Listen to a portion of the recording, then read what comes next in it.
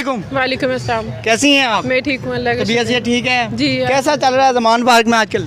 ज़मान park में मुर्शद के डेरे में रौनकें लगी हुई हैं और अफ्तारियाँ हो रही हैं, सैरियाँ हो रही हैं, यहाँ पर लोग आ रहे हैं। तो कैसे लोगों की मेहमान नवाजी कर रहे हैं लाहौरी?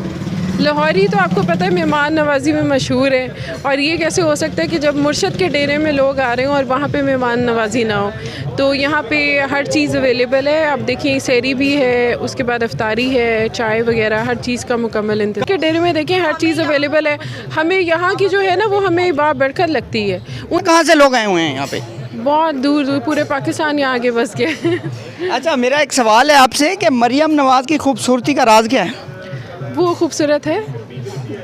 मेरा आपसे हो क्वेश्चन सकते हैं मुझे तो काफ़ी नहीं सारे लोग लगता। उसको लाइक भी करते हैं। अच्छा, वो प्लास्टिक जो सर्जरी लाइक करते हैं उनके लिए बता दें।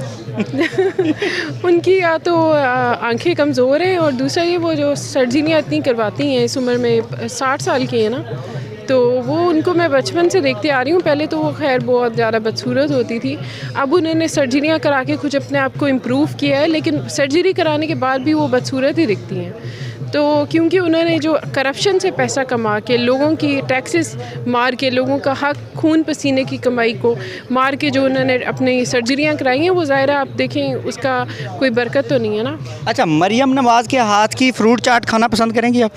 जी नहीं, मैं ज़हर खाना पसंद करूँगी। नहीं, हम उसका नाम आप खाना पसंद करेंगी फ्रूट चाट? हम लोग उसका नाम तक नहीं पसंद करते, हम उसकी बात ही नहीं पसंद करते। हम देख लें, खा लें, शायद हो सकता है कि मरियम औरंगज़ेब ने मिसाला डाला है, अच्छी बनी हो। आप डड्डू चार्जर की बात कर रहे हैं, अब बंदा जहर खा ले वो बेहतर है। इनकी फ्रूट चाट कभी ना हम खाएं, नहीं खाएंगे? कभी भी नहीं। हमारे मुर्शद वो उसकी एक फ्रूट चाट तो क्या आप मुझे पानी का गिलास दें मैं वो भी ना पीऊँ।